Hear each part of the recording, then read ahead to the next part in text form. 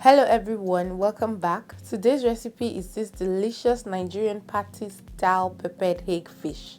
If you want to see how I made it, let's get started. Here I have my hake fish. It's been cleaned and descaled. I'll mix the dry rub to marinate the fish. So I'm mixing together garlic powder, ginger powder, onion powder, adobo seasoning and cayenne pepper. You can replace the adobo with bullion powder or fish seasoning. I'll pour all of the seasoning mix over the fish and then begin to rub until every part of the fish gets coated with the dry rub. I'm going to leave this to marinate for about 20 minutes while I prepare the rest of the ingredients. This right here is the pepper mix I'll be using for the peppered hake fish sauce. So I have garlic, onion, habanero and bell peppers. Please use the habanero to taste. I have my oil heating up. I'll flavor it with some onion and garlic. Once it becomes nice and hot, I'll begin to add the hake fish. It is important that you season the hake fish lightly. If you notice, I did not add salt. Hake fish gets easily salty, so please be gentle with the seasoning. I'll let this sit for about 20 minutes on medium heat until it becomes nice and crispy on the edges before attempting to flip. If you are not patient and try to flip it when it is still fresh in the oil, you will have all your fish scattered. So I'll flip it to the other side and let it sit for about 5 minutes and it's done. So the first side cooks for about 15 to 20 minutes and then the other side cooks easily because it is practically done.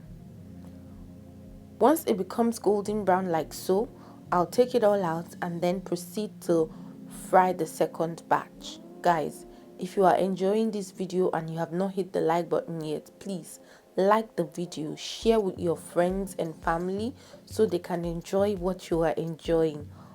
Also hit the notification bell so you can get notified because I'll be dropping beautiful recipes. Once I'm done frying all of the fish, I'll reduce the oil and also filter it. Then I'll add some chopped onions. I'll saute this for a bit before going in with the pepper mix from earlier. I forgot to emphasize that you should chop this using your food processor. You don't want to blend it in your blender, else it will release water and then it'll take forever to fry. So please use a food processor. Now I'm going to season with a little bit of adobo and fish seasoning. If you don't have the fish seasoning, feel free to use chicken bouillon powder. It will still be very nice. This is going to stir fry for about 10 minutes and it's done. Yes, 10 minutes because there is no water and you don't want to overcook it. You still want it to have that sweet peppery taste.